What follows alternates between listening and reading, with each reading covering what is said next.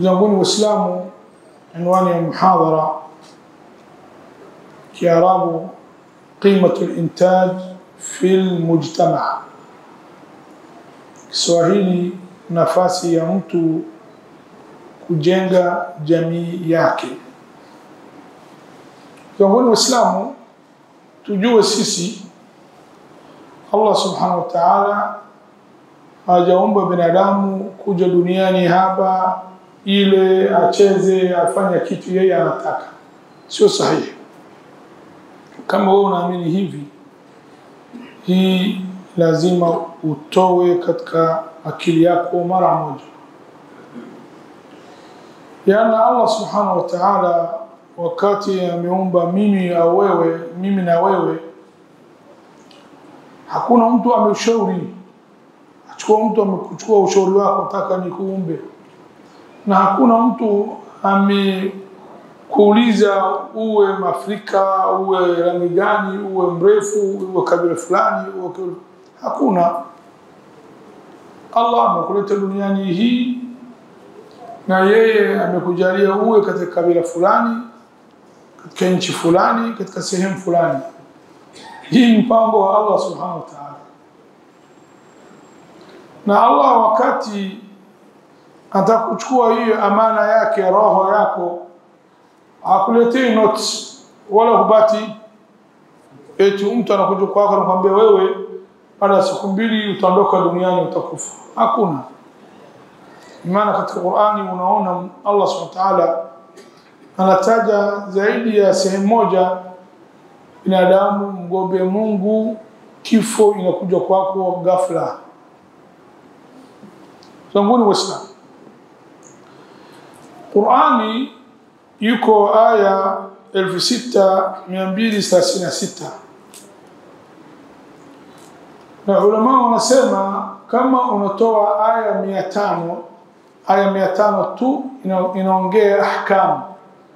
Katika aya 6236 aya 500 tu inaongea mambo ahkam, salah, som, zaka, haram, halal. Aya 500 tu. Itabaki takriban aya 5700. Alhamdulillah, ndiko nasahaba takriban aya itabaki aya 5736. Sasa aya 5736 takriban 80% aya inaongea nini? Inaongea Allah subhanahu wa ta'ala anaongea na mimi na wewe, anakuambia Allah yeye amekuleta ardhi hii, amekuumba yeye ile wewe ufanye ardhi istimar. Istimar maana yake kupamba, kuishi vizuri. Wastamarakum fiha, istamarakum maana yake amekuamirisha wewe, yani uishi ruhusa. Yuko sayari nyingine watu hawezi kuishi, sio? Hakuna oksijeni, hakuna nini, lakini hii ardhi Allah waqaddara fiha aqwataha, amemjalia kila kitu, chakula, maji, sehemu ambayo wewe unaweza kuishi ni hapo. Kama unaenda angani, kama una oksijeni utakufa. Sasa hii ardhi Allah ameumba sisi katika ardhi hii na ametoa ruhusa sisi tuishi ardhi hii.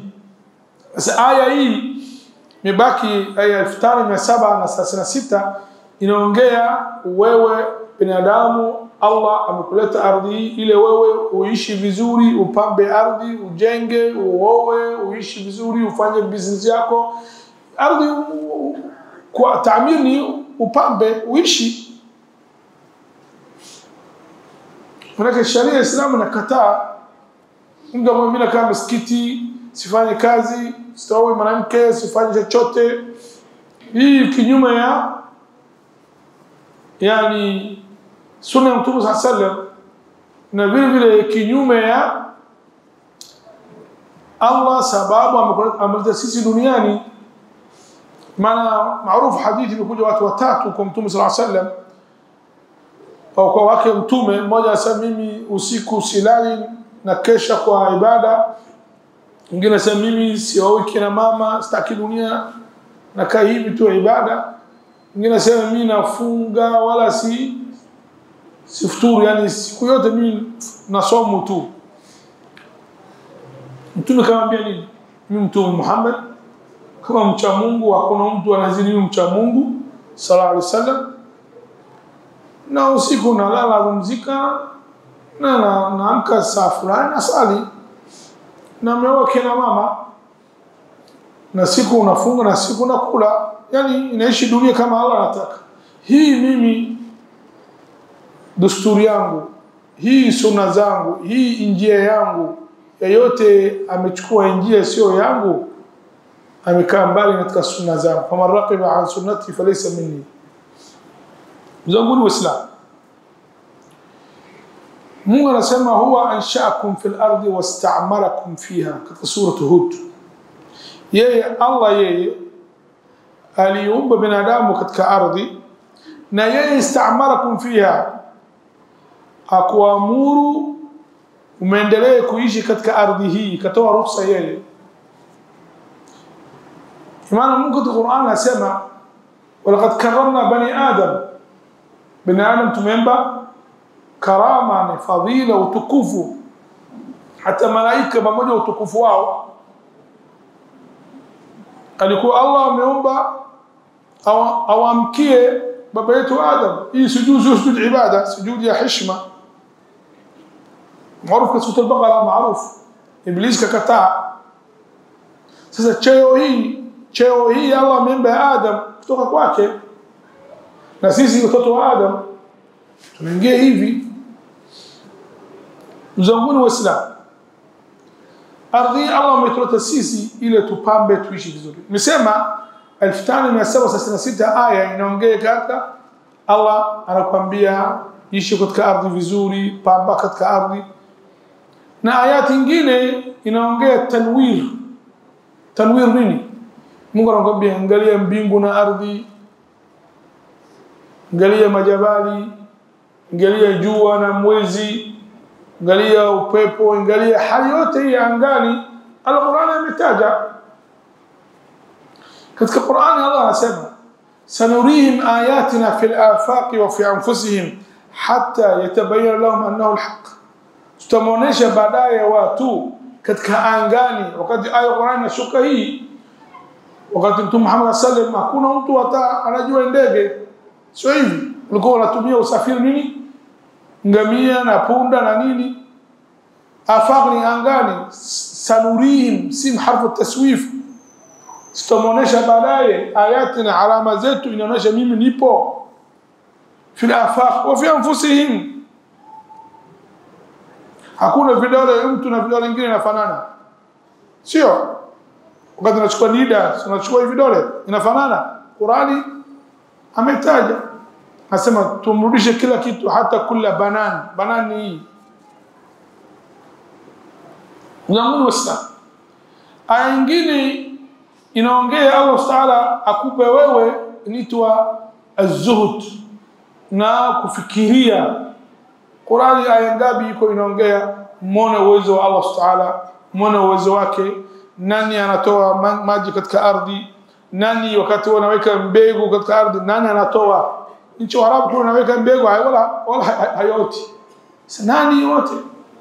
Ni Allah. Sasa Qur'ani asilimia 80 inaongea mambo ya Allah amekuletea dunia uishi vizuri, upambe dunia, ujenge, yani ufanye kazi. Sio unakaa tu. Mzanguni Waislamu, dini yetu Uislamu unasema Muislamu yoyote, Muislamu muumini kweli anaweza kufanya mambo yake ya dunia tu na anapata thawabu. Kivipi? Lakini muhimu nia. En Allah anasema subhanahu wa ta'ala, wama umiru illa liya'budu Allah mukhlisina lahu ad-din. Allah ameamrisha watu kumwabudu Mungu kwa ikhlas. Ikhlas maana kwa ajili ya yeye, kutafuta ridha zake. Aya nyingine Mungu anasema ala lillahi dinul khalis. Je, dini ya khalis, dini halisi sio ya Allah tu? Mtume anasema innamal a'malu binniyat wa innamal likulli imri'in ma nawa. kila amali vitendo mtu anafanya inaendana na nia yake. Sasa kila amali wewe unafanya, ndugu zangu Waislamu, kama unaweka nia utapata thawabu kila amali, kila kazi. Mfano, sisi tunajua mtu kama ameoa, amefanya tendo ndoa na mke wake, unajua mambo ya starehe tu, sio? Ni kama unaweka nia, nimeoa mimi, nienda kwa mke wangu nafanya tendo ndoa, unaweka nia mimi sitaki kufanya haramu, nataka nijistiri. Ni mwanamke vile vile anaweka nia abate halali ili asifanye kitu ambaye Mungu hakubali, asifanye zina. Kwa nia hii wakati anafanya tendo ndoa anapata thawabu. Kivipi? Wasahaba wameuliza Mtume sallallahu alaihi wasallam. Mtume akamwambia mmoja wenu kama atalala na mke wake tendo ndoa anapata thawabu sadaka. Sasa mshtuka. Bwana mambo starehe hii sadaka inaingia wapi? Maana sadaka ni kuhiji, kusoma Qur'ani, kufunga, kufanya istighfar, sio kutoa sadaka hii. Mtume kaamba kiasi, mfano kasema ile mbegu ya mwanaume kama ataweka sehemu haramu, je atapata dhambi au hapati dhambi? Kafanya zina atapata dhambi. Vile vile kama ataweka sehemu halali. Ngine ndugu zangu Waislamu, mtu kama anasoma udaktari, anasoma injinia, anasoma msomo yoyote, lakini nia yake asome kisomo hii ili yeye apate riziki, asiombe watu, na vile vile amsaidie jamii yake. Kwa nia hii anapata thawabu.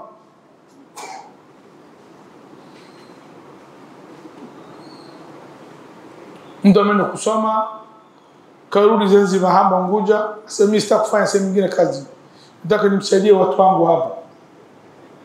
Anamsaidia yeye sio bure, lakini anamhudumia watu wake. Lakini ilmu hii amesoma, amejitahidi, hajakaa nyumbani. Mtu ameenda kusoma fundi wa gari, anarudi kusaidia gari ya watu hapa, anafanya vizuri kazi yake, hakuna ghushi wala nini. Anasikiza ghushi iko kila kitu. Yani mtu unampa hela aweke mafuta gari, kama wewe uko mashghuli na simu akujazie hewa, mfika kilomita 2 gari ishazimia, kama hajakuwekea, kama anaweka dumbe mbele yake. Inna lillahi wa inna ilaihi rajiun. Maana watu wanafanya hao, na wengine wanaleta dawa expire, wanarakibisha kumuumiza watu au kitu chochote. Hii ni haramu. Sasa kama watu wakuoni, mkumbuka aya alam ya'lam bi anna Allah yara. Je, haoni mtu huyu Mungu anamuona? Sasa mtu yote anafanya kazi, hata vijana wetu wanasoma, amesoma dini, amesoma elimu ya dunia, kama nia yake mimi nijue haki, ni maabudu Mungu kwa ilmu, na nijue mambo ya dunia, lakini nataka mimi kesho nimsaidie watu wangu, nimelimishe umatu wangu, jamii naishi nao. Sasa hii nitapata thawabu kwa nia hii. Hata usingizi, kama mtu analala baada dhuhur, sema nalala kidogo ili nipate nguvu al-asr nisimame vizuri, nisali vizuri, au analala usiku ili aamke al-fajr, aamke vizuri asali, au alala mapema ili asali katikati ya usiku, asali qiyamul layl. Hii usingizi yote kwa ajili wewe kulala, baadaye unataka kufanya ibada, baadaye usingizi unachukua kama sababu ya kupumzike ile upate nguvu, baadaye ufanye ibada. Hii usingizi ni thawabu unapata.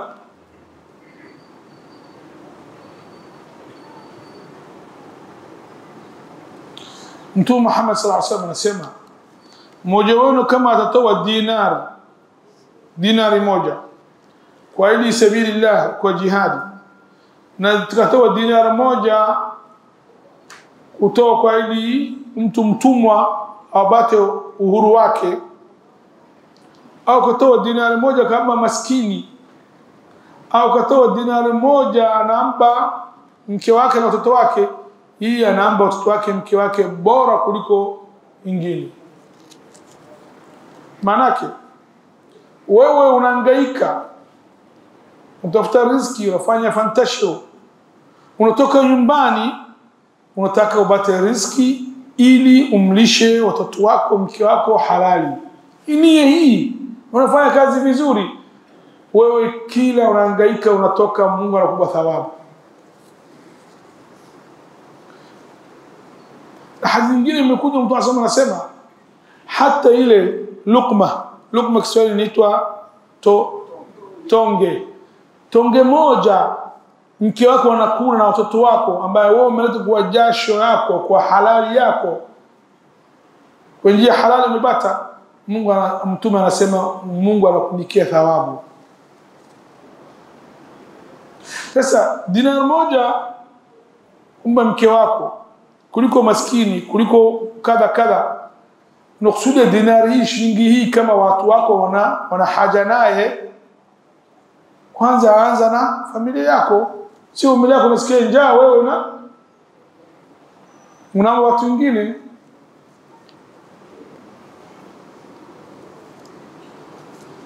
Mtume anasema katika hadithi mwisho, dinarun anfaqtahu ala ahlika, dinar umetoa kwa ajili familia yako, a'dhamuha ajran, ni ina thawabu zaidi kuliko kumpa hao maskini au fi sabilillah. Mzanguni Waislamu, mtu yote Muislamu ana tabia ya kuzalisha. Huyu amempamba ardhi kama Mungu ameamrisha. Mungu sio anaambia Sayyidina Adam alayhi salam, mumjalia wewe khalifatan fil ardh. Khalifa maana yake ukae tu zuru tu. Khalifa maana yake ardhi hii Allah kamaachia Mtume Muhammad kafa, kamaachia Khalifa Abu Bakar ameneleza, sio Umar vile hao khulafa. Sasa Allah ameachia Adam khalifa fil ardh, na malaika anasema Mungu utamacha hawa wafanye khalifa katika ardhi. Yani khalifa maana yake anaishi kwa niaba yako wewe, kwa ruhusa yako wewe, watafanya fisadi katika ardhi. Kama Mungu anamwambia inni a'lamu ma la ta'lamun. Sasa wewe unatakiwa Muislamu, vijana, lazima uchangie katika ardhi hii, uwe wewe uzalishaje ile upambe ardhi, ufanye kitu, sio upo tu mzigo.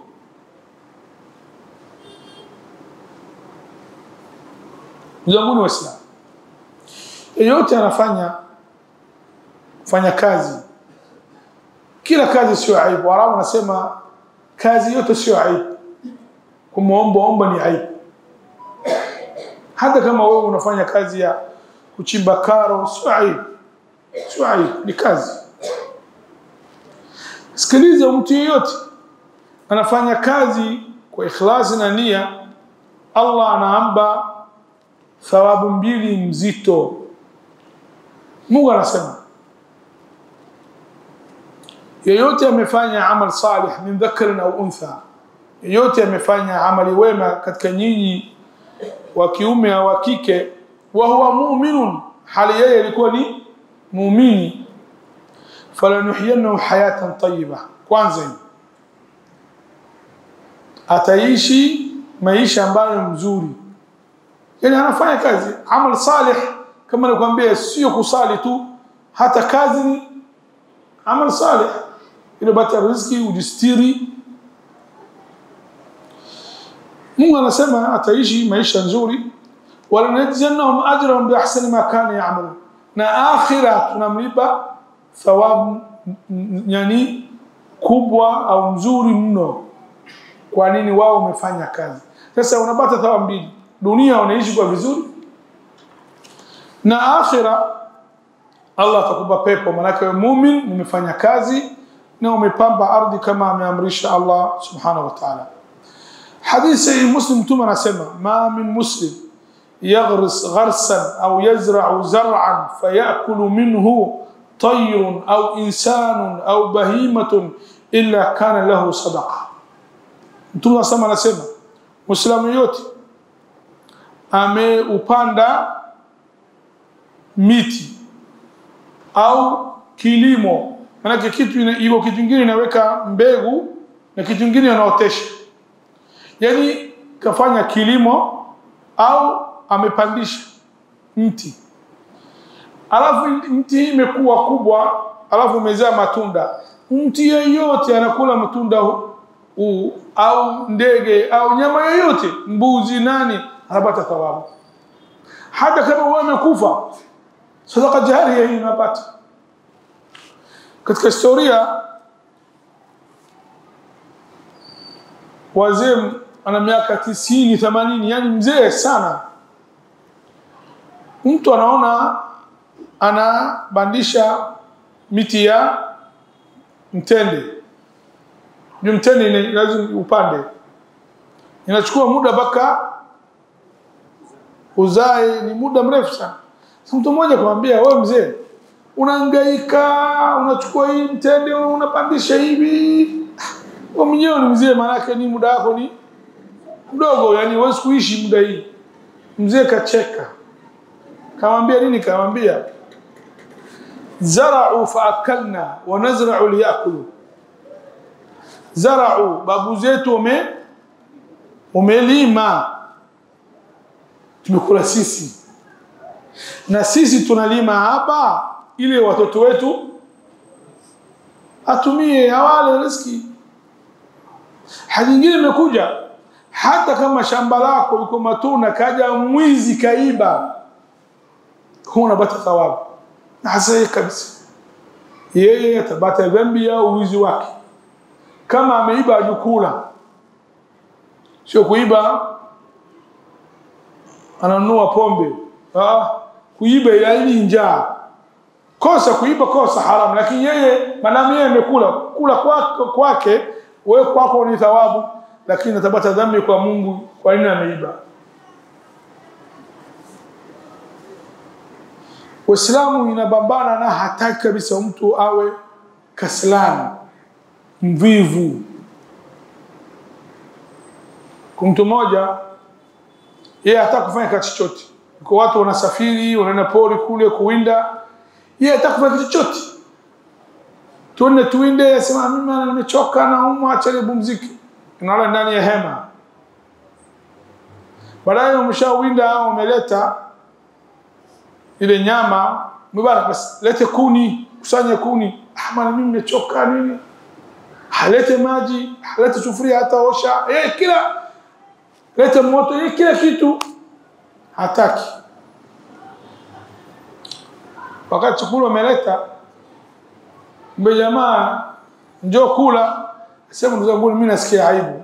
Mimi nyinyi wameniomba nifanye niwini na nyinyi, nimekataa. Leta kuni, nimekataa. Kila kitu nimekataa, lakini sasa hivi naona aibu, nakataa kula kwa na nyinyi. Sio puzi tu, nataka kula, naona aibu, lazima nije. Sasa watu kama hivi ni wavivu ambaye Waislamu hawakubali. Maana Mungu Mtume sallallahu katika hadithi yake anasemaje? Mungu mimi najikinga katika alhammi walgham, alajzi walkasal. Sibati huzna na usibati mimi alkasal, alajz walkasal, yani mtu mvivu tu ni dhambi. Jamani, Islam lazim achangamke. Allah kuleta duniani ujuu naishi ni miaka ngapi? Uache fanya kazi, jenge jamii unaishi naye wewe, jamii macha kitu katika jamii. Sio unakufa tu watu wanafurahi, alhamdulillah huyu ameondoka.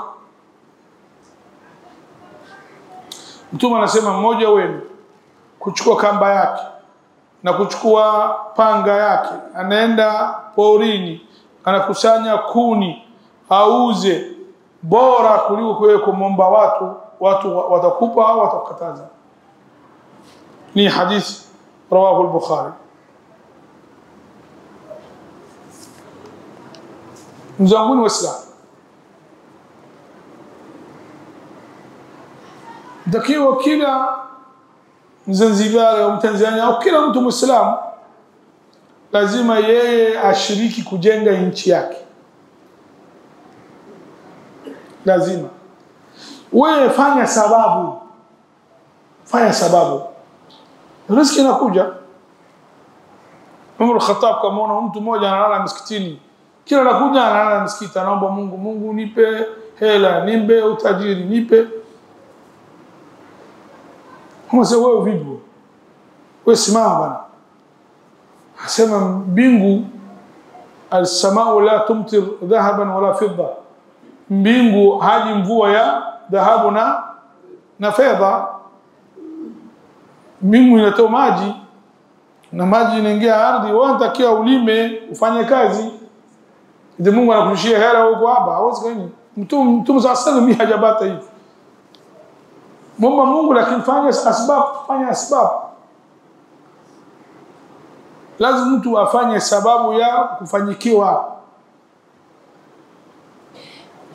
Wasema wazee zamani, siko kisa hii sahihi, wanasema mtu mmoja yuko pori kule kuomba Mungu. Sidhani kama sahihi kisa. Almuhim wanasema tumechukua mfano tu.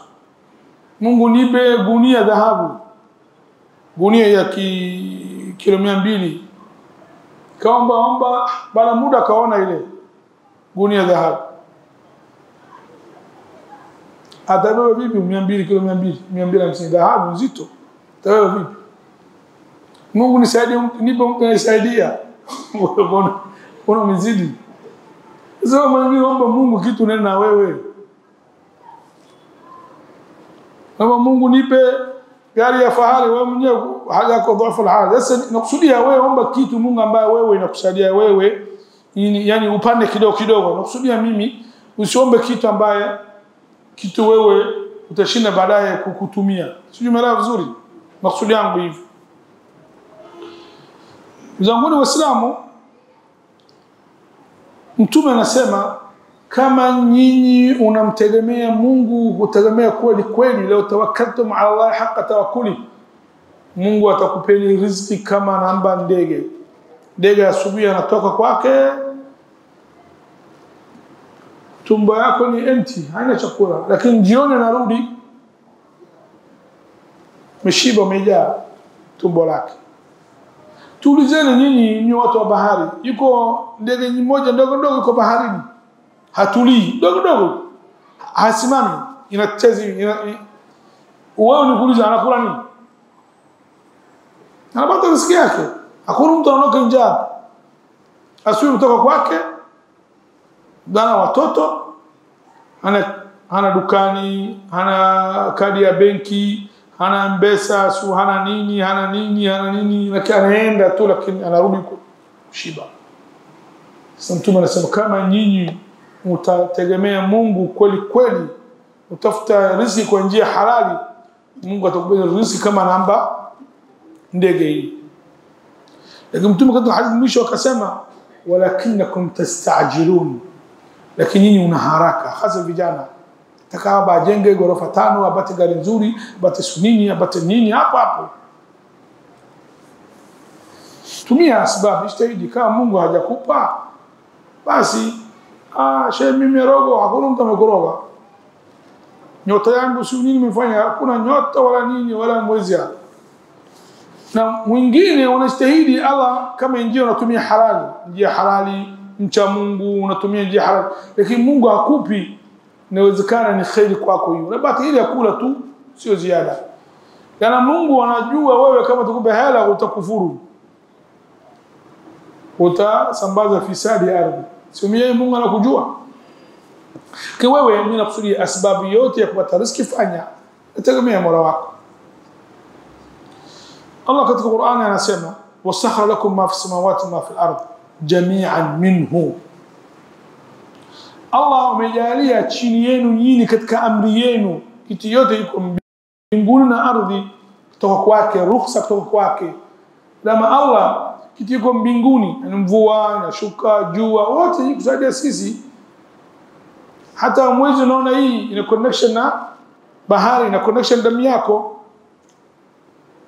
Kila kitu Mungu hajaumba kitu ovyo, ina connection na kwa ajili maslaha yako wewe.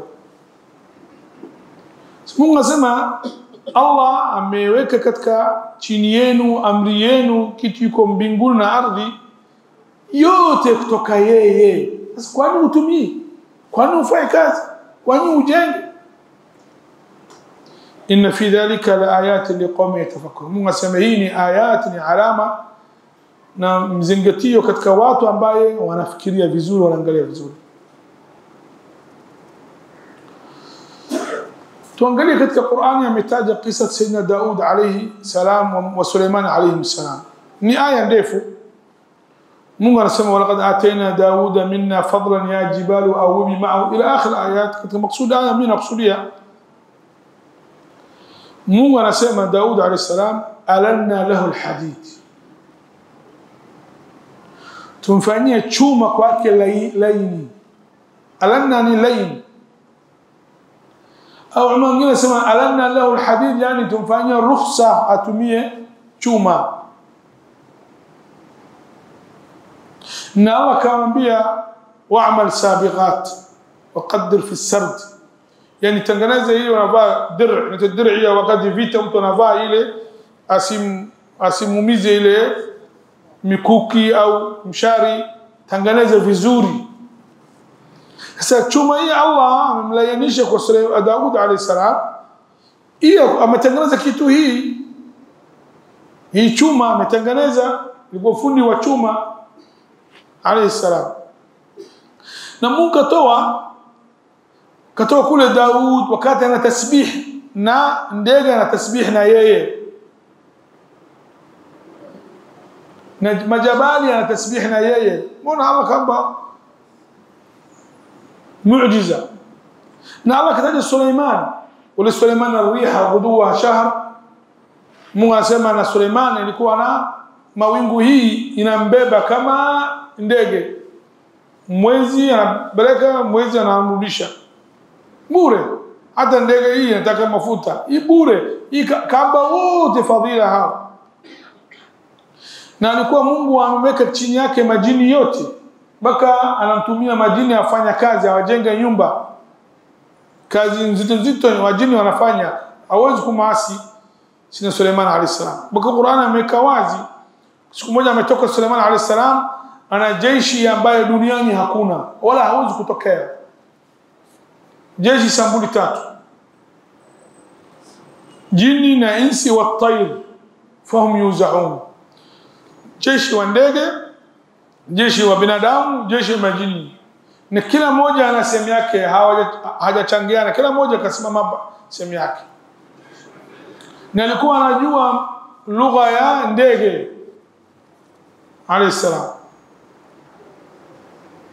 Sasa angalia umefanya kazi hao, umefanya kazi, lakini mwisho aya Mungu anamwambia nini? I'malu Dauda shukra. Watu wa Daud, Suleiman wa familia yako, fanyeni mshukuru Mungu, yuko shukuru ya vitendo sio maneno tu.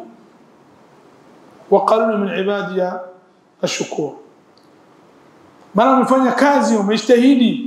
Suleiman amejenga manyumba kupitia jini, umefanya kazi, hawajakaa pamoja. Mungu kamba cheo kubwa sana na kamba muujiza wa nabii hao.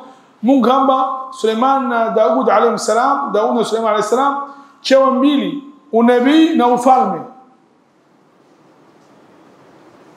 Zangu wa Islam, kama Allah subhanahu wa ta'ala atakujalia wewe uwe upate mali, ujenge ardhi, ufanye kitu uonekane, sio kwa ajili kudharau watu, kusambaza fisadi ya ardhi. Taka mshukuru Mungu.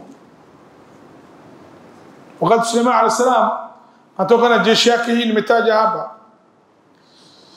kamaona nani msimizi, kaambia ndugu zake rudieni, Suleiman atabita hapa, atukanyageni nyinyi wote. Hajasikia kiburi au jauri. Kasema nini? Kasema Mungu, mimi fadhila na neema, nijalie nishukuru neema yako hii. Fatabasama dhahikan qala rabbi awzi'ni ashkur ni'mataka allati an'amta alayya. Mbona asema unajua mimi nani? Wewe nani? Wewe nani? mtoto kwa unajua mimi nani, huyu mdharau kabisa. Ali bin Abi Talib akasema mtu mmoja, wewe nani? Najua. Sasa sijui. Nasema wewe umepita sehemu ya chafu mara mbili. Anta mararta majra albawlain marratayn, sema kupita haja ndogo, mkojo umepita wewe. Unaringa nini? Kivipi? Wakati babako analala mama yako, ile mani imetoka puani, toka wapi? Sio sehemu ya kutoa nani haja ndogo. Na mama yako wakati anakuzaa umepita wapi? Si unaringa nini? Zanguni na sahawangu kwangu mimi na kwenu, usiache tabia ya kibri. Kibri ni jeuri, sifa ya Allah. Yuko watu sambuli tatu umesema mimi au sisi, Mungu ameangamiza wote. Namrud kasema ana khairu minhum, mwisho wake kwa mbaya. Asema ana uhyi wa umit. Kabla yake ni Iblis alayhi anatullah, qala ana khairu minhu, mimi bora kuliko Adam. Baada Iblis inakuja Namrud kaambia ana uhyi wa umit, ana neno mimi. Na Firaun akasema ana rabbukum al-a'la. Zanguni Waislamu, ndio Muislamu achangie inchi anaishi na afanye kazi, na watu wote hawezi kuwa walimu. Huyu katika shamba, huyu magari fundi, huyu anajenga nyumba. Kila mmoja Allah amegawa riziki. Kitu yote ambayo wewe kwako nyepesi unajua, fanya ile. Ni amali, kazi yetu unafanya kwa ikhlasi, wa muumini ni ibada kwako. Mtume Muhammad sallallahu alaihi wasallam kazi yake ameanza nini? Kuchunga mbuzi. Baadaye ameenda kuwa nini? Fanya business. Amefanya biashara kwa mali mama yetu Khadija binti Khuwailid radhiyallahu anha. Na mtume wakati anafanya business kwa mali wa Khadija, ilikuwa watu wanamita kwa jina mbili maarufu, as-sadiq al-amin. Anasema kweli katika biashara yake, ni mwaminifu. Leo wengi ila marahima rabbi wafanya biashara wengi ila marahima rabbi, wa qalilu mahum, sifa mbili hawana ila marahima rabbi, ukweli na mwaminifu. Mtume alikuwa nitu as-sadiqul amin, anasema kweli katika biashara yake, na ana amin, na ana hifadhi amana.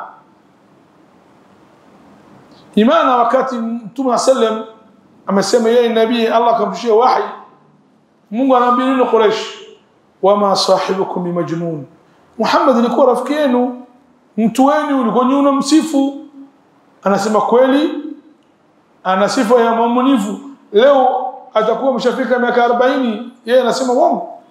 Wama sahibukum, sahibu rafiki yenu, huyu mtu wenu, bora umegauka nyinyi.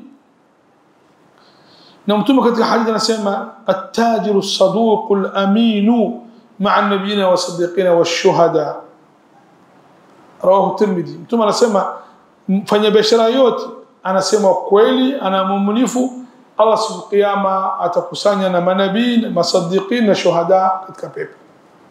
Quraysh wakati ya kabla ya Mtume sallam hajapata wahi, walikuwa wanafanya biashara ya rihlat ash-shita'i was-sayf. Wakati wa baridi unaenda Yemen kufanya biashara, na wakati wa joto unaenda Sham kule Syria, walikuwa wanafanya kazi. Ndio mtu ufanya biashara awe na sifa mbili ambayo nimetaja hapa, sifa ya Mtume Muhammad sallallahu alaihi wasallam katika biashara yako, katika ufundi wako, katika ufundi wa umeme, katika ufundi wa gari, katika ufundi wa ujenzi. Lazima uwe na ukweli kazi yako. Kama unataka ufanyikiwe, Mungu akupe baraka katika watoto wako, katika mali yako. Ya pili, mwaminifu, kweli, uwazi. Mtume sasa anasema al-bay'an bil khiyar ma lam yaftariqa. Watu kama wameuzana kitu, mtu wa bidhaa na mtu katoa hela, madamu uko pamoja hapa na bei bado hajakamilika na makataba bado hawajasaini, wana khiari mtu yote kurudi nyuma madamu bado hajakabidhiana, hajafika mwisho. Kama miachana washamtoa hela huyo shambidhaa huyo shanda zake, hakuna tena biashara hii, hawezi kurudi tena. Imana kama unaenda dukani umekupa kitu ambaye angalia vizuri, mimi nakuamini, umeenda nyumbani kula unaona ina pungufu, huwezi kurudisha. Kwa nini? Tukibale uangalie bado kuachana kila kitu ni kosa kwako, wamekwisha. Zongoni Waislamu, mtume anasema fa in sadaqa wa bayyana. Hapo wakati wafanya biashara na mtu wa bidhaa wanafanyana biashara, kila mmoja amesema kweli na wengine amebainisha bidhaa yake vizuri, kila kitu kimekaa wazi clear, tumesema burika lahum fi bay'ihima, Allah atanjalia biashara yao ni baraka mno. Huyo amechukua bidhaa, Allah tamba baraka, na huyu kabokea hela kabata baraka. Leo utaona watu wanachakachua wanafanya hivi lakini hawana khair, hela hamna, baraka hamna, inaishi. Unachukua hela hapa, mtoto anauma, wewe unauma, nyumba imewaka moto, hii nirudi hivi vitu. Yani Allah atatoa katika mali yako baraka. Na hasa watu wanafanya muamala na riba. Riba wallahi wasubata khair. Yamhaqu Allahu riba wa yurbi sadaqat. Mungu anasema riba, Mungu anaondoa ni baraka kabisa. Shanguni Waislamu,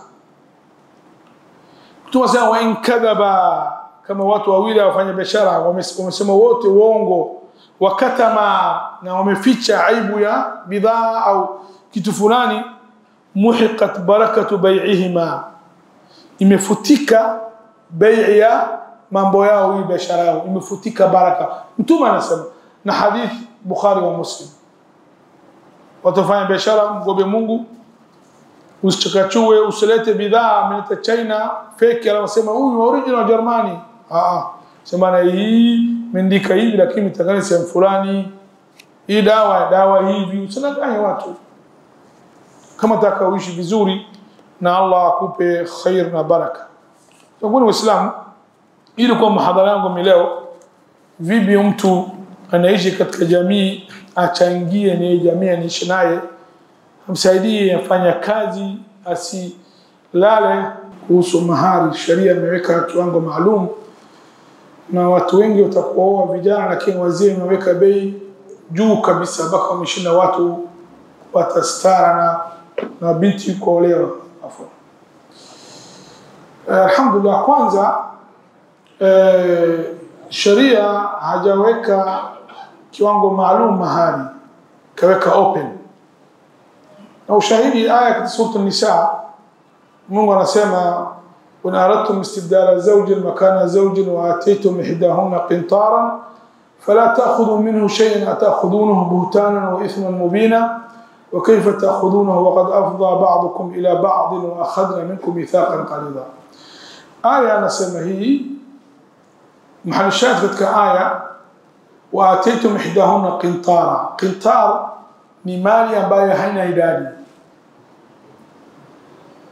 lakini Umar Khattab radhiallahu anhu yuko siku naona wazee wamezidi katika mahari, kasimama msikitini kasema, jamani wazee, kuanzia leo mahari shilingi kadha asivuke, marufuku. Kutoka Umar, mwanamke alikuwa upande wa kila mama namsubiri nje, mwambie Umar, vipi wewe utaka kuweka mahari, kuweka kiwango maalum wakati Mungu hajaweka? Kutumia aya hii. Umar karudi kasema, jamani yuko mwanamke amerekebisha mimi, ananizidi ilmu. Anasema yeye anajua kila kitu. Usikana masala wewe una ilmu kama masala fulani umeghafirika, mtu mwingine anajua ambayo umri chini yako na ilmu chini yako inawezekana. Karudi asema, na mimi nimekosea, mwanamke amerekebisha, nyinyi unajua mambo yenu. Lakini imekuja hadithi katika as-Sunan, hadith sahih, mtume anasema mwanamke yote kuolewa kwake nyepesi, mahari nyepesi, kila kitu nyepesi, Mungu atamjalia khair na baraka. Mimi natoa hapa mimbari wa Umar bin Khattab hii, wazee wote, kama nakuja kwako vijana, ana dini, ana akhlaq kama Mtume amesema, na tabia nzuri, ana sala saa 5, mtu wa dini, mwozeshe binti yako. Usimwekee ngumu, msikana hata mpe bure, wewe ni toa. Hii itakia Uislamu. Lakini wewe utazuia, na zama tunaishi simu hii, balaa hii, fitna. Binti hii na kijana huu kama watapotea, wao Mungu atamadhibu, lakini sababu ni kwa wewe. Mtume asema idha ja'akum man tardawna dinahu wa khuluquhu fazawiju. Na Mtume tuulizana Waislamu, binti yake Fatima alikuwa anampenda, akamwozesha Ali, akachukua shingapi? Akachukua kitu. Kama kijana mzuri mwozeshe, usiweke masharti. Usiweke masharti kubwa sana. Si unauza binti yako kama bidhaa sasa. Na kama mtu ana uwezo, babake ana uwezo, naam, taja hata milioni 100 kama ana uwezo. Kijana amekuja maskini, hana dhufu alhal, unamwekea hela nyingi, hii haipendezi, ni sio sahihi. Wazee tumwombe Mungu, tume Mungu atuoneshe haki inshallah. Alhamdulillah. Ndugu yangu anasema baada ya kusali somba dhikri, dua ipo au kila moja aende zake? Bismillah.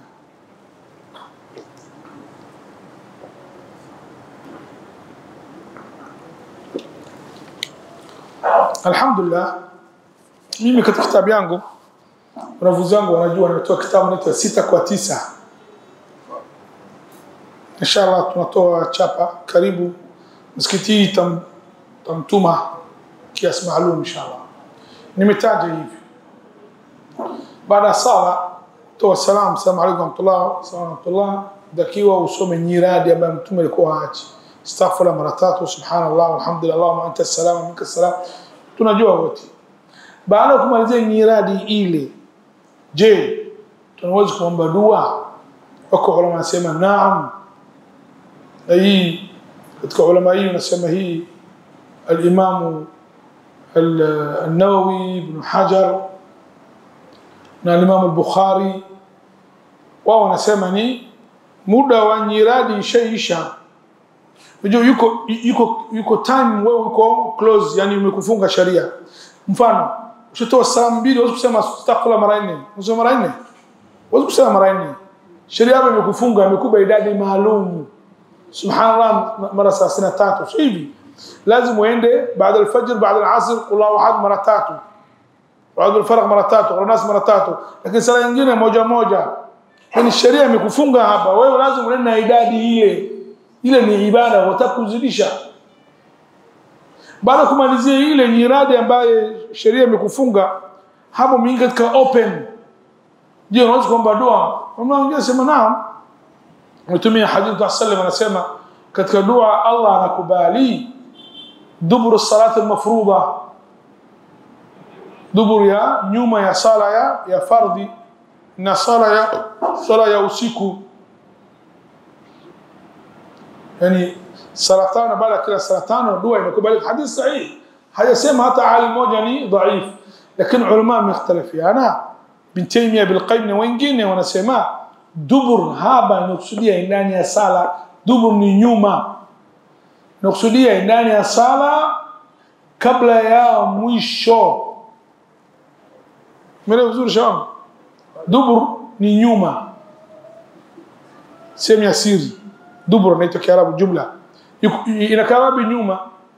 Sasa sehemu wanasema sehemu ya siri ya mbuzi inakaa wapi? Sio nyuma, lakini yuko naye au yuko tofauti? Yuko naye lakini yuko nyuma. Wanasema hapa duburu salam, Mtume anakusudia atahiyati ya mwisho kabla salam. Mtume yuko hadithi sahihi kabisa, hadithi ya Abu Bakar na wengine, Mtume alikuwa anaomba sana Mungu kabla salam. Ni hapa takiwa mtu aombe Mungu atahiyati ya mwisho kabla salam. Wanasema hadithi sala ya nyuma, sala dua ya nyuma ya sala fardhi inakusudia ni kabla salamu. Maana kila kitu yuko mwisho ni yuko nyuma. Mwingine anasema hapana, dubur hapa anakusudia baada sala kuisha. Bwana Mtume anasema someni subhanallah walhamdulillah mara 33 dubur kulli sala, katumia nyuma. Si masala ulama wamekhtalafiana. Asiweke watu zozo kushikana shati kukufurishana, wewe mubtadi wewe mwingia motoni. Sala khilaf, wako ulama wamekubali, wako ulama wamekataa. Lakini sio kitu unajenga uchuki, unajenga ugomvi, na kila mmoja ana ushahidi wake. Kama nakwambia hapa dubur nini ndani ya sala au nje ya sala, hawa wana ushahidi, hawa wana ushahidi. Na wao wanasema huwezi kuomba dua. Nasema hadithi thibitu Mtume sallallahu alayhi wasallam, hadithi kila nasalisha watu yeye anaomba dua na wao wanasema amin. Kama imethibiti ilikuwa anafanya, ilikuwa hawezi kuficha kwa sahaba wote ambaye wametoa sifa ya Mtume, jinsi amesali, jinsi amesoma nyiradi, lazima walete. Wana hakuna, iko hadithi moja ni dhaifu. Wana hoja wao na wana hoja, lakini sio masala ya kuchukiana kwa nini. Na wewe mzee kama sala msikingine jamaa waombe dua usikasirike. Wewe nenda omba dua mwenyewe. Yaani usilete ugomvi. Na wewe kama vijana msali msikiti wataomba dua, usilete vurugu kukasirika nini. Ni masala ni ulama mختلفين na kila mmoja na hoja yake na ushahidi wake, na ikhtilafu ulama kwetu ni rahma. Naam. Assalamu alaykum wa rahmatullahi. Assalamu alaykum. Bima afya. Naam. Alhamdulillah. Anasema bima afya kisheria inakubalika? Hapana, bima afya haikubaliki. Bima afya inaingia katika kamari. Na ulama wanasema qaida, kulli shay fihi ghunmun au ghurmun fahuwa haram. Bima afya ni kamari. Kama unaishi nchi ambayo imekulazimisha, basi unafanya umelazimika. Kama Saudia ipo watu wanalipa, Sheikh ametoa fatwa kwa dharura, una jinsi utaishi vipi. Hata unjanga ule bima afya, mimi nakuletea sehemu nyingine ambayo fupi, maana watu wengine naongea afya kidogo kwa mbali, mimi nitakuzegeza kidogo ile uelewe vizuri. Ile bikibiki ile ina gari ile sio pima. Haya usikatae, utembea mguu. Sasa bima afya na bima gari, insurance ya gari wote ni sawa, na mtu afanye kwa ajili sharia ya nchi, na nchi yetu hana dini, basi umeridhika. Tumelazimisha, na Qur'an imesema kama kitu wewe umekulazimisha basi fanya. Wale wazee na kwa nini tunasema bima afya ni kamari? Wao wanasema kila kitu, kila biashara mmoja wao kafaidika, mmoja wao kaumia kwa maksudi, ni kamari. Wewe unatoa bima afya, unawezekana hata hujaumwa maisha yako, hali yako inaondoka bure. Mara nyingine wewe unalipa 100,000 tu, lakini umeenda akutibu huyu kwa 3,000,000, umemimiza yeye. Hii sheria inaita ni kamari. Lakini madamu ni sheria ya nchi na wewe unaishi hapa, chagua ambaye bima afya ambaye sehemu ya ahweni. Wapi sehemu ahweni? Kata kwa serikali, hospitali ya serikali bora kuliko hospitali binafsi.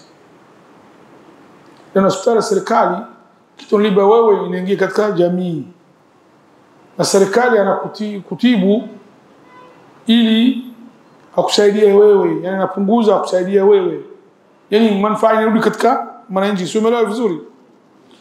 Lakini watu hospitali binafsi wanakuumiza, wanapata manufaa wao. Sio umeelewa vizuri? Ni tunasema kamara, lakini kama utakufanya bora ufanye hospitali ya serikali. Kama hospitali ya serikali matibabu wewe ugonjwa wako hawana, hospitali binafsi haba dharura fanya. Umeeleweka Waislamu?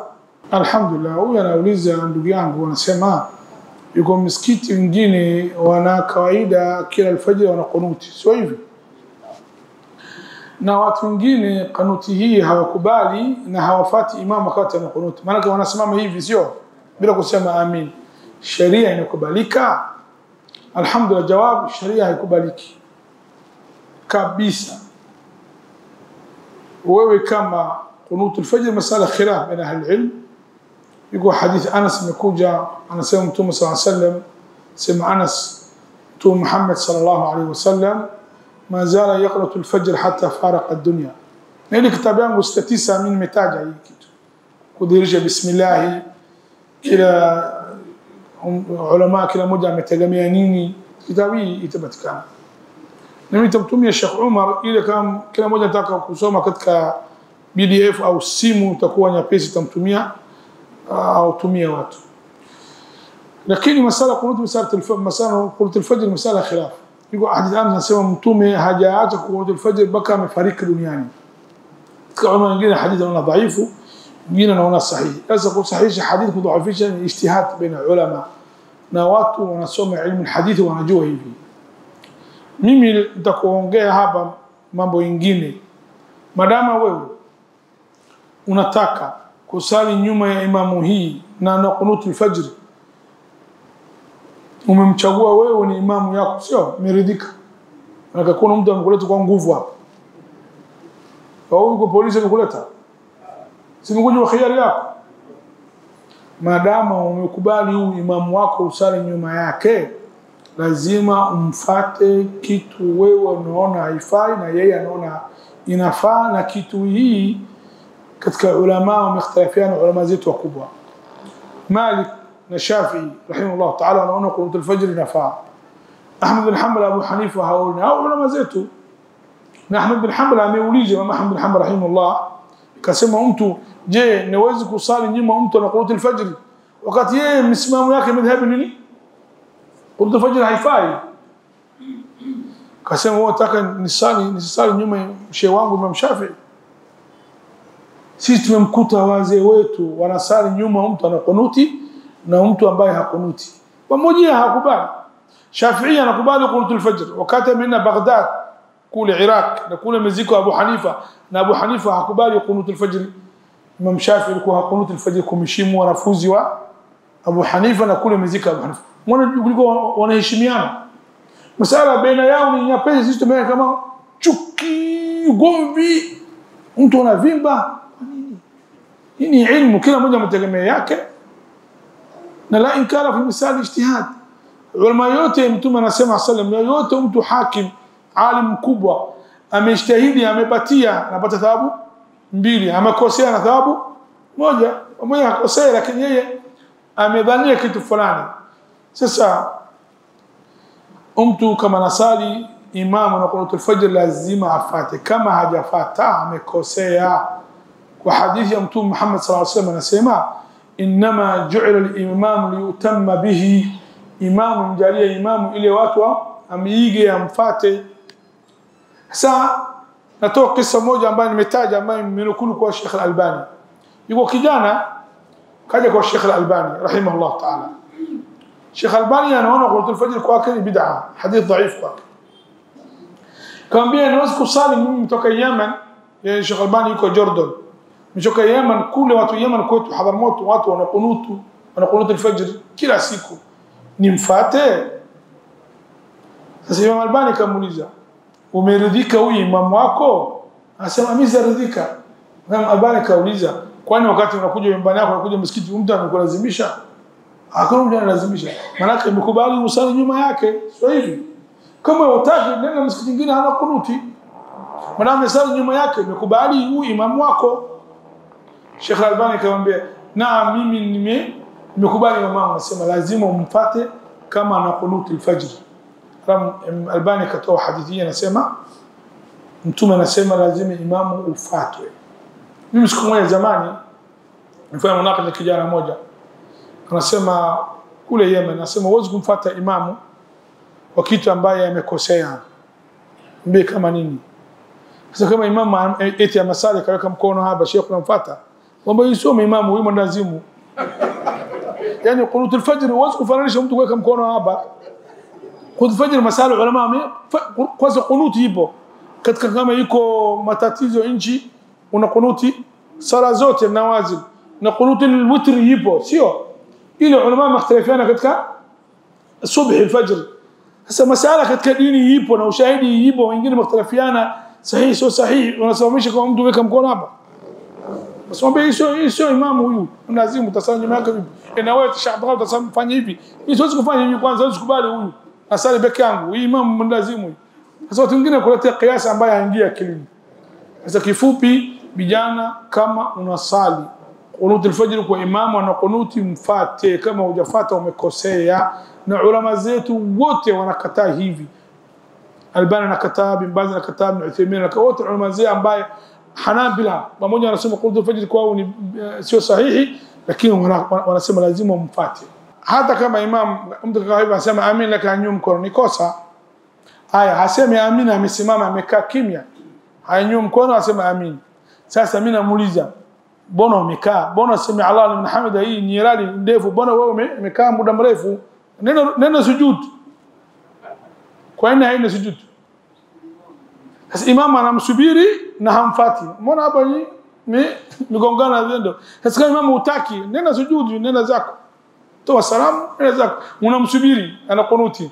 Na nyiradi hii asema alhamdulillah hamdan kathira tayyiban ni fupi. Mbona muda mrefu unakaa wewe, hii imekhalif sunna? Sasa haingia akili, watu waogope Mungu, watu hawasome ilmu. Ilmu sio jazba ndugu zangu. Dini ya Allah ni sio yangu wala yako. Dini ya Allah subhanahu wa ta'ala na ilmu pana bahari. Wewe sio umesoma kitabu moja, Sheikh moja uone wewe ni unajua kila kitu. Ilmu ni pana ndugu zangu. Al-Imam Malik wakati ameandika kitabu yake al-Muwatta, mfalme wakati ile kamwambia kitabu yako hii nitoe amri wilaya wote, alikuwa huyu anatawala waislamu yote, nitoe amri watu wote mahakama duniani wote, Misri, Iraq, Yemen wote afuate kitabu kingine hamna.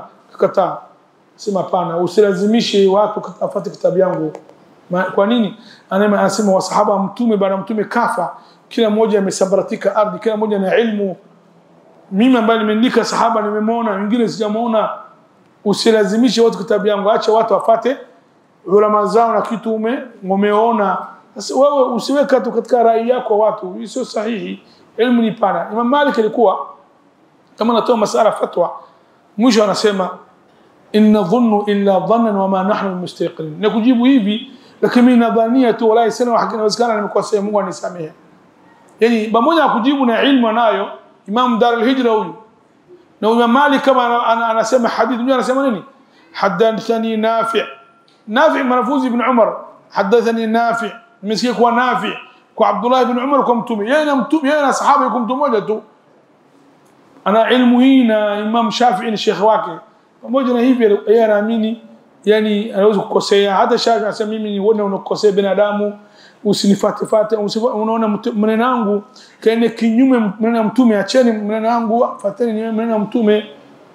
Ahmad Hanbal kasema, Abu Hanifa kasema hivi, hajasema hata mmoja wao mimi kila kitu, mimi ni ilmu hapa, mimi Google bahri sunni niko hivi, mimi niko hivi hapa, mimi hapa ushafika. Hakuna mmoja wao hata amesema hivi, hata mmoja. Sisi na wao tuko wapi jamani? Na hao ni salaf sheikh.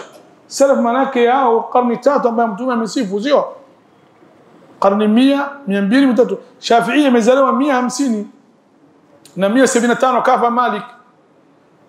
Na Abu Hanifa ni yuko kabla ya wote hawa wanne, Abu Hanifa, Malik, Shafi'i, Ahmad bin Hanbal, wote wameishi katika karni tatu bora, ni wasalafa hao. Wamekuta karni tatu ya mwisho, yani wamekuta katika karni tatu hii bora. Sasa uzanguni watu hawasome ilmu, na kitu tumeona kitu fulani kosa, watu wamekosea, wameelimisha kwa hikma wa adabu ni watu, lakini wewe unakuja unaamini wewe unajua kila kitu, watu wote wamebotea. Hii sio sahihi. Alhamdulillah, ulama wanasema kwa mtu yote anatumia neno kwa kilugha inaitwa tawriya. Tawriya manake neno wewe unakusudia tafsiri nyingine na huyu anakuelewa nyingine.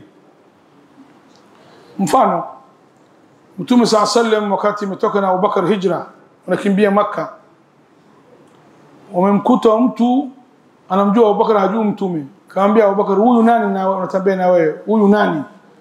Abubakar kagoba, tambia Mtume Muhammad, huyu labda ana chuki na Mtume, atamuumiza Mtume.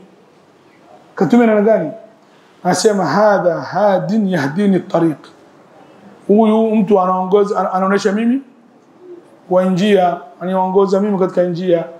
Huyu jamaa anaelewa nini? Njia pori, na huyu anakusudia njia ya dini. Sasa kama mtu kwambia mimi sina mke, yani sina mke hapa, ni kweli hapa ana mke wako kwa nyumbani.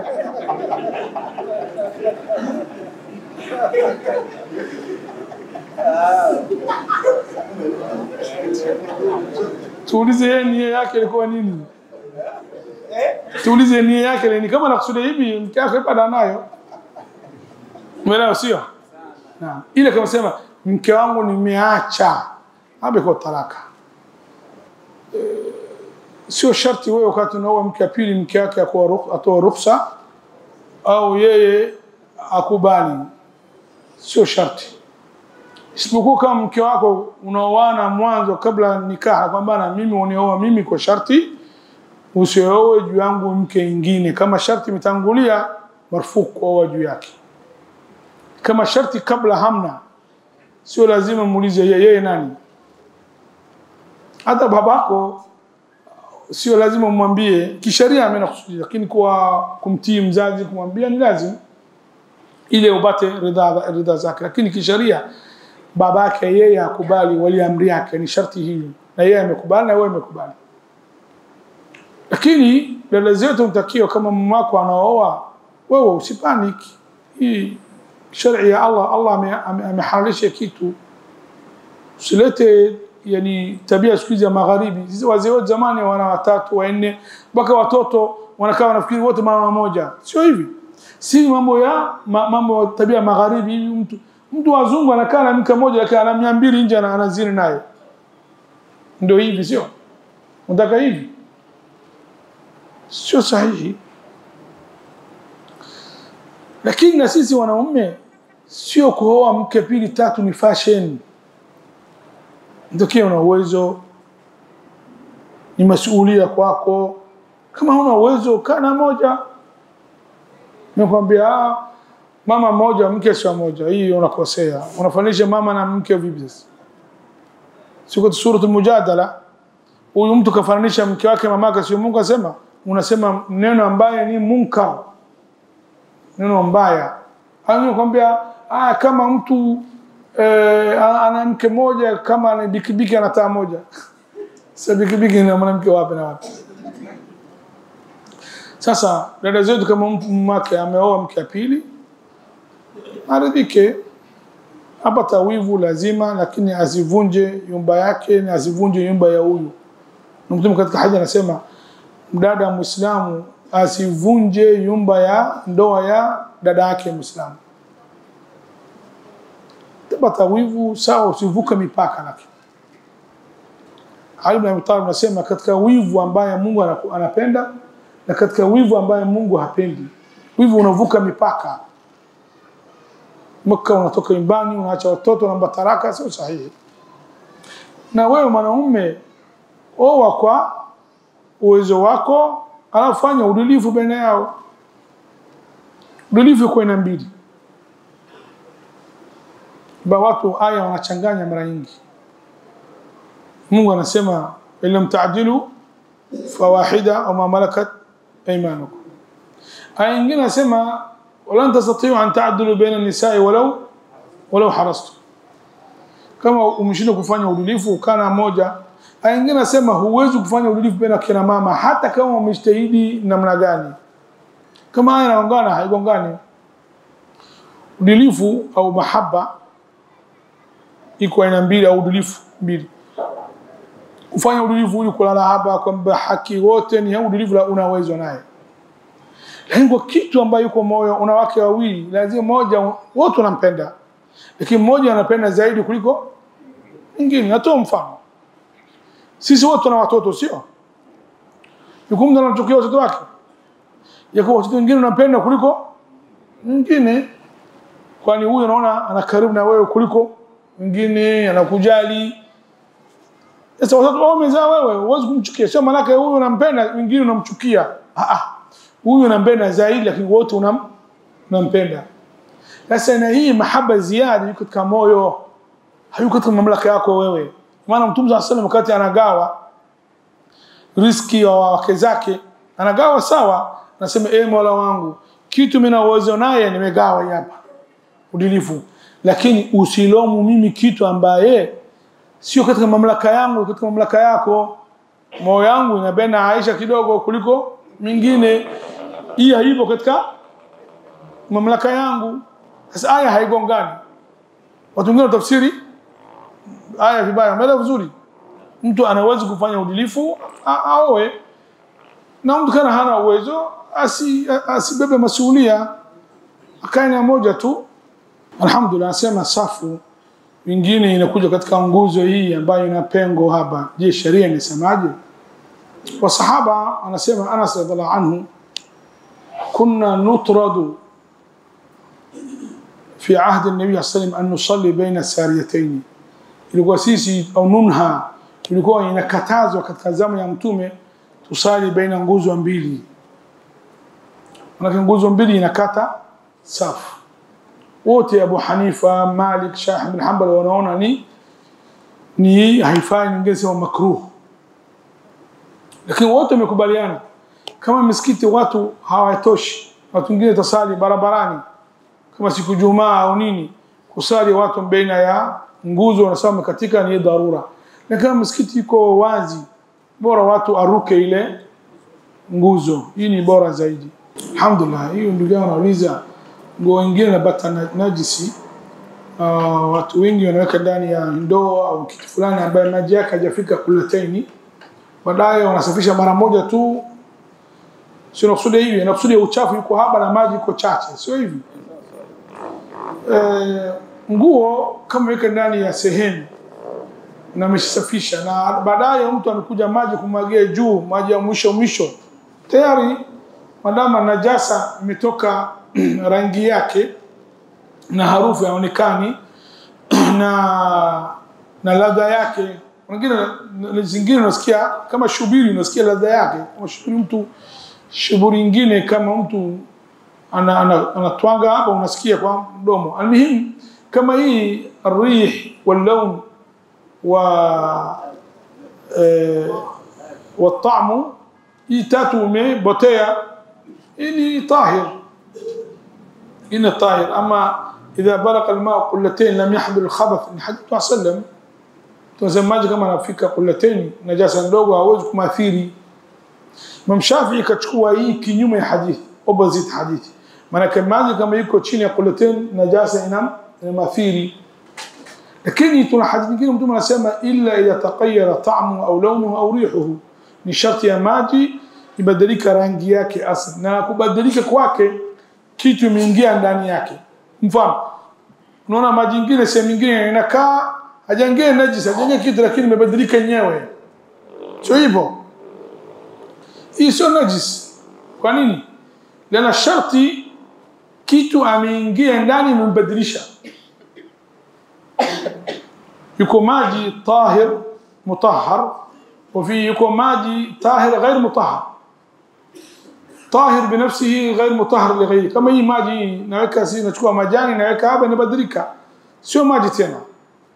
Tumita nini? Chai sio, au juice.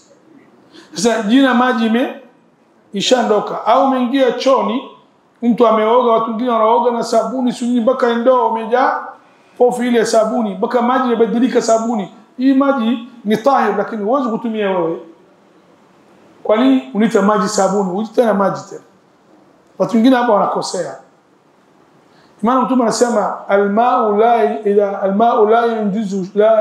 la yunjisu shay. Maji hakuna kitu ina mnajis. Maana yake nini? Illa yataghayyara ta'mu wa lunu. Najasi yote imeingia maji, madama hajabadilika harufu na tamu na rangi yake, hii maji baki maji tu. Sasa kama watu umeka hii umeosha wao kama wanasema, lakini lazima unakuja maji umeka juu. Ushaweka juu najasa imeondoka na athari. Aina tatu nikwambia hadithi Mtume anasema at-ta'am wal-rih wal-lawn ni tahir. Swali ya mwisho kwanza, nianze ya mwisho. Nchi Waarabu inatofautiana nchi na nchi. Na yuko watu ni mahari wanaweka ndogo, mwingine aweka kubwa kama hapa kwenu. Lakini kwetu Yemen kule, kama anakuja mtu unamjua na familia yake, dini yake, ilikuwa anafanya nyepesi. Ile mara nyingi mtu ametoka mbali, humjui vizuri, na akaleta mtu, unamwekea hela nyingi ili asione binti yako kama wewe umeutupa. Nimetokea siku moja Saudia, mzee mmoja yeye kamposa kijana binti yake, anasema nipe mimi rial moja ya Saudia. Basi kama odesha kamsaidia kijana huyu katika watu ambaye wanasahau fadhila. Kwa watu wengine wanasahau fadhila, kila gombana mke yake sema wewe nyamaza tu, wewe mahari yako ni Pepsi inakuzidi, Pepsi ni rial 2, wewe rial 1, usiongee na mimi. Anarudia kila siku. Anamwambia binti kakasirika kwa babake, baba sema jamani niambie hivi. Kazuia. Nasema huwezi kurudisha binti yangu, uko libe milioni 1 ya Saudi hapa. Sasa inategemea na watu. Ni kweli harusi wa Saudi, Omani, wa Yemen, wa Arabu ni gharama, kweli gharama. Yaani mtu aoe mke wa pili anafikiria kwanza mpaka afanye kazi miaka 40 shazeeka. Maana unaona kule kwa mke wa pili nini, watatu kwao ni ngumu. Ile Sanaa kwetu watu wa Shimali kidogo ni nafuu, na hata watu wa Saudia, watu Qasim, sema Ibn Uthaymeen hivi, inatafiana mkoa, lakini kwa jumla ni ngumu. Kama nasema mzee ni kweli. Swali la kwanza ilikuwa nini?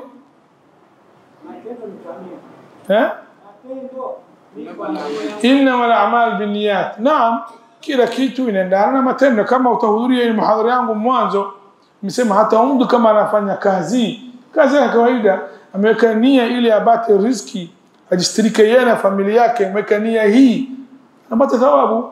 Mtoa hadithi, hata mtu kama analala mke wake, nia ile ajistirike, asifanye uchafu, Mungu anamdikia thawabu. Na binadamu anaweza kufanya amali yake yote, anafanya kwa ikhlas kwa ajili ya Mungu, anatafuta ridha ya Allah, anapata thawabu.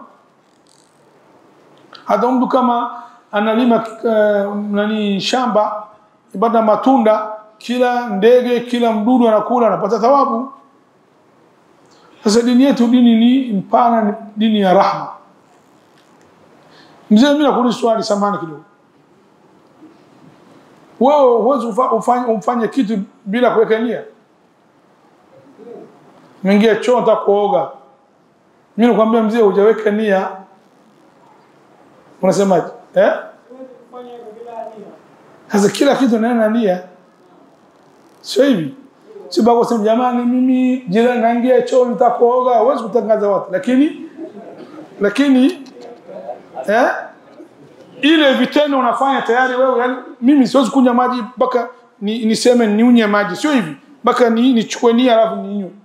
Nia kila kitu ipo, umeelewa vizuri?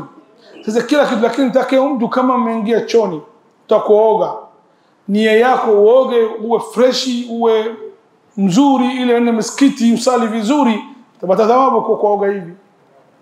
Sio, umeelewa vizuri? Maana mtu asema amekataza mtu anatumia kutungu kutungu maji asije msikitini. Tunasema mtu yote anakula kutungu maji asikanyaga msikiti yetu, marufuku. Unamudhi watu.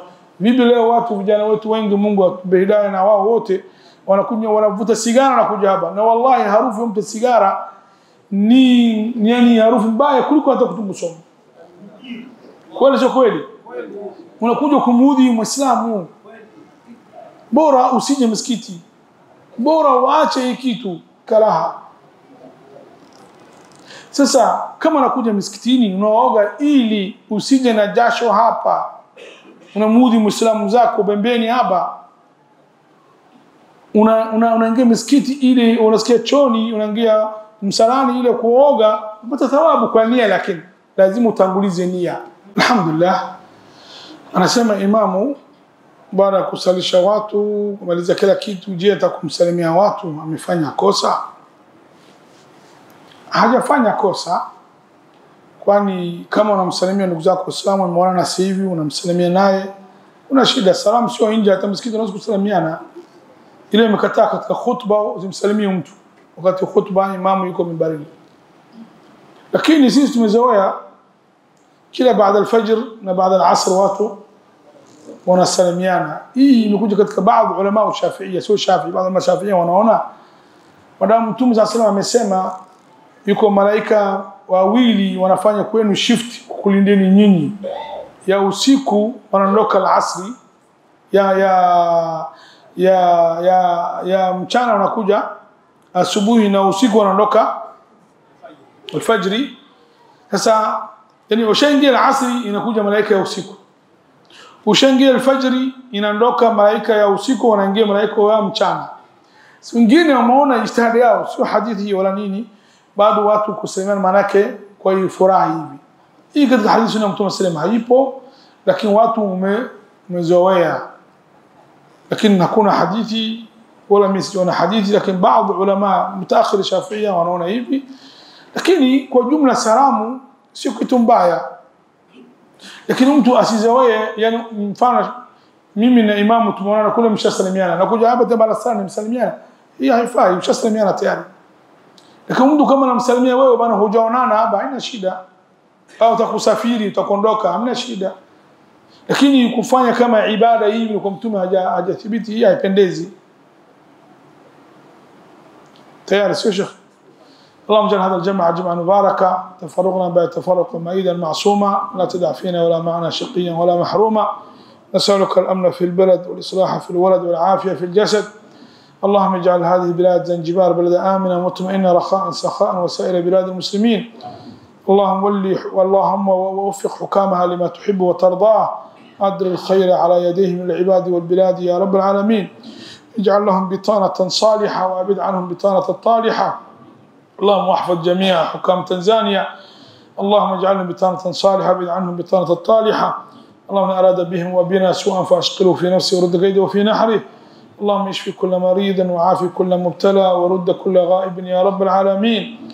اللهم نعوذ بك من البرص والجنون والجذام ومن سيء الأسقام، نعوذ بك من الهم والغم البخل والجبن العجز والكسل غلبة الدين وقهر الرجال.